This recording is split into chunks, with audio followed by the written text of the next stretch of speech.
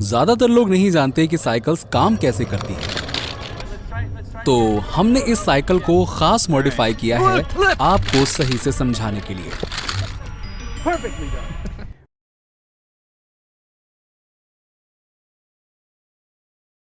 Cycle चलाते वक्त जब आपको लेफ्ट टर्न लेना हो तो ज्यादातर लोगों को लगता है कि बस हैंडल को लेफ्ट साइड मोड़ दो, लेकिन ये साइकिल इस बात को गलत साबित करेगी। इसे मेरे दोस्त रिक ने बनाया है और इनके पास कंट्रोल रहेगा। ये जब चाहें हैंडल को सिर्फ एक साइड मुड़ने के लिए लॉक कर सकते हैं।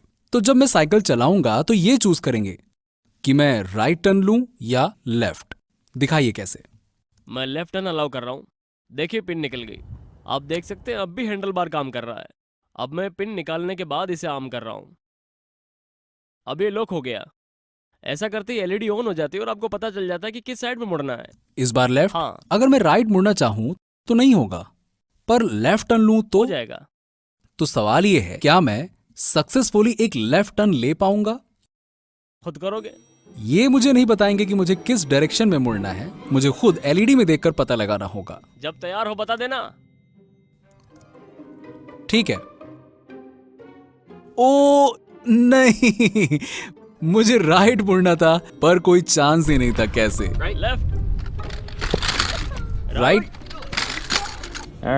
ऑलराइट। ठीक है, तो ओए ओए ओए ओए ओए, राइट राइट राइट। हे भगवान, अगर आप ध्यान से देखें तो प्रॉब्लम पकड़ सकते हैं। मैं यहाँ राइट साइड मुड़ना चाहता हूँ, पर राइट टर्न लेने से स्टीयरिंग मेरा बैलेंस बिगाड़ रहा है। अगर आप इस साइकिल को चला रहे होते तो आप कहते राइट साइड टर्न लेना नामुमकिन है जब तक लेफ्ट टर्न नहीं लिया जाता, या वाइस वर्सा। पर यह ठीक नहीं लगता ना।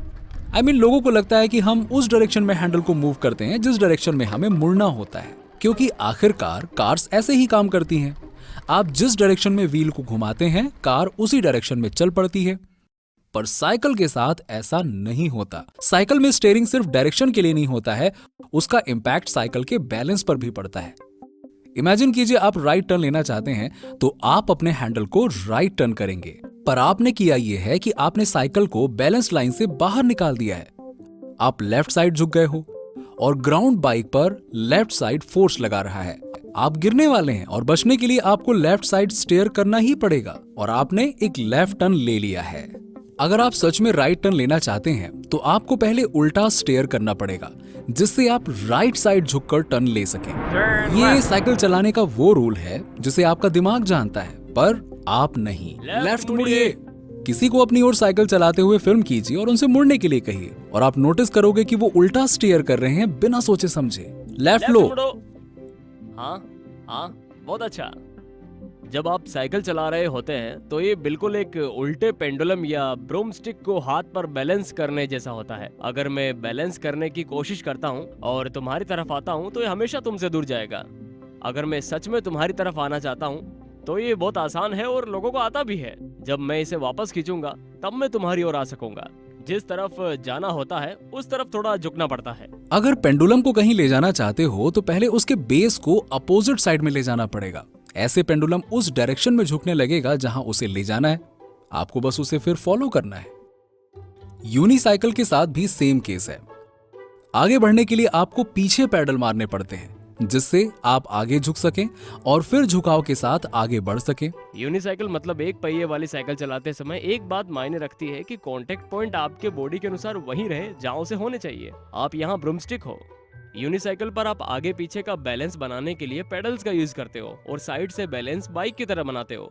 आप थोड़ा वेट अपोजिशन डायरेक्शन में रखते हो, बेसिकली काउंटर स्टीयर करते हो। कांटेक्ट पॉइंट जब थोड़ा बाहर चला जाता है तो फिर झुककर पेडल मारते ही यूनिसाइकिल दूसरी तरफ मुड़ जाती है।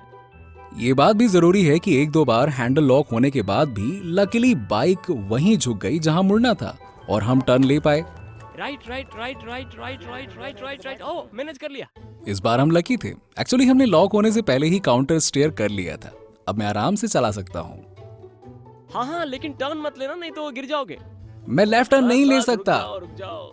पर इससे ये बात तो साफ है कि मैं बड़े आराम से साइकिल चला तो सकता हूँ, बस टर्न नहीं ले सकता। मजेदार बात यह है कि आप खुद टर्न नहीं ले सकते। राइट। सबसे बड़ी इंसाइट ये है कि स्टीयरिंग सिर्फ टर्न लेने के लिए नहीं होते हैं, इनसे बैलेंस मेंटेन भी होता है। सही कहा आपने। सीधी खड़ी साइकिल को बैलेंस करना इतना मुश्किल क्यों होता है? शायद कई लोगों का मानना होगा क्योंकि व्हील्स नहीं चल रहे हैं तो कोई जायरोस्कोपिक इफेक्ट नहीं है, पर ऐसा नहीं है।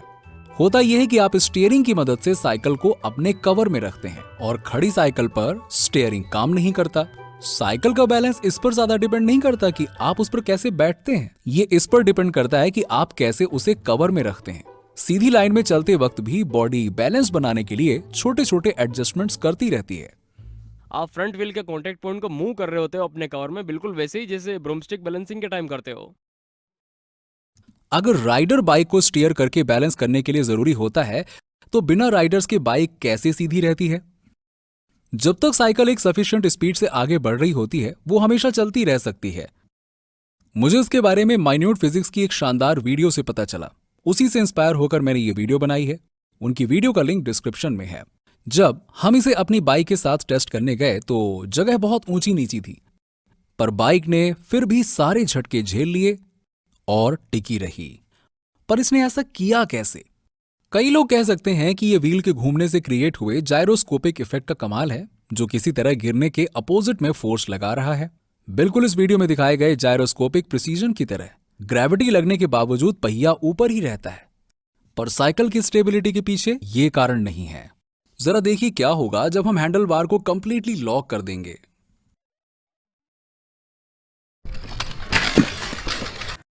ओ, तो आपका स्टीयरिंग कंप्लीटली लॉक्ड हो गया, तो आपको कहीं पर मुड़ना नहीं है, आपको चलते जाना है सीधे सीधे। आप छोड़ दें। कुछ लोगों ने शुरुआत से रफ्तार तेज रखी। ध्यान से। अरे रे, गिरा गिरा गिरा गिरा।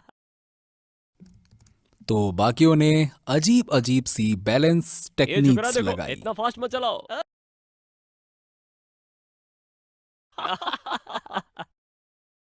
यहाँ जायरोस्कोपिक इफेक्ट के बावजूद भी कोई भी बाइक को कुछ सेकंड से ज्यादा सीधा खड़ा अरे नहीं वाह, कर पा रहा वाह, है। वाह, वाह, अरे वाह, बहुत बढ़िया। ये कुछ सेकंड्स के लिए भी सेफ नहीं है। देखिए, एक लॉक्ड स्टीयरिंग बाइक पर बैलेंस बनाना आराम से। बिल्कुल एक खड़ी साइकिल पर बैलेंस बनाने जैसा होता है। ये इम्पॉसिबल है क्योंकि आप उसे स्टीयर करके अपने कवर में नहीं ला सकते। बिना राइडर्स वाली साइकिल्स का बैलेंस नहीं बिगड़ता क्योंकि उन्हें खास तौर पर खुद से स्टीयर करने के लिए कस्टमाइज किया जाता है। अगर साइकिल एक साइड झुकती है तो हैंडल उसी तरह मुड़ जाता है जिससे साइकिल हैंडल बार के अंदर कवर में आ सके। कम से कम 3 मैकेनिज्म बाइक के बैलेंस पर असर डालते हैं। पहला, फोक का ऐसा एंगल स्टीयरिंग के एक्सिस को पॉइंट ऑफ कांटेक्ट के जस्ट ऊपर रखता है। अगर बाइक लेफ्ट साइड झुकती है तो ग्राउंड पर से लगने वाला फोर्स व्हील को लेफ्ट टर्न कर देता है। सेम अगर बाइक राइट साइड झुकती है तो वो फोर्स व्हील को राइट टर्न कर देता है। साइकिल का पहला व्हील कैस्ट्रो व्हील होता है, जैसे स्ट्रॉलर्स और शॉपिंग कार्ट पर लगे होते हैं। आप जिस तरफ कार्ट को धकेलते हैं सारे व्हील्स उसी तरफ चल पड़ते हैं।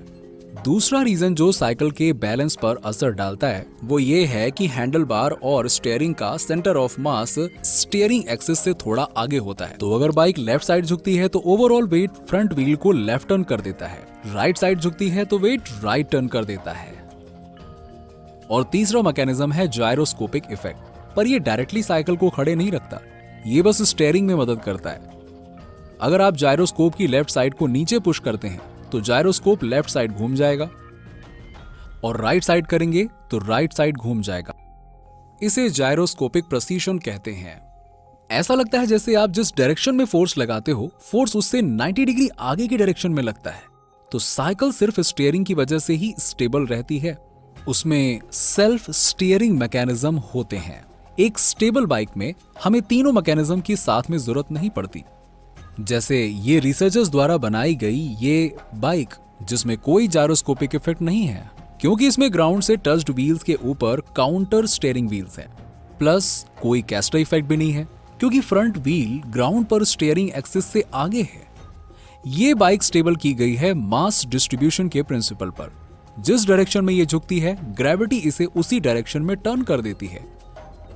साइकिल पूरी तरह से कैसे काम करती है इस पर अभी भी रिसर्च जारी है। यहाँ एक प्रोग्राम है जिसमें सारे फैक्टर्स को इनपुट कर सकते हैं और फिर देख सकते हैं कि कोई साइकिल कितने स्पीड पर स्टेबल हो जाएगी। इन रिसर्चर्स से और अच्छी साइकिल मार्केट में आती है।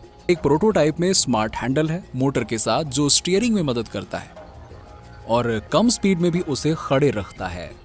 आई थिंक ये अच्छी बात है कि हम साइकिल्स के बारे में और बातें सीख रहे हैं, क्योंकि हम सभी इनका यूज करते हैं बिना इसके ये जाने कि ये कैसे काम करती है।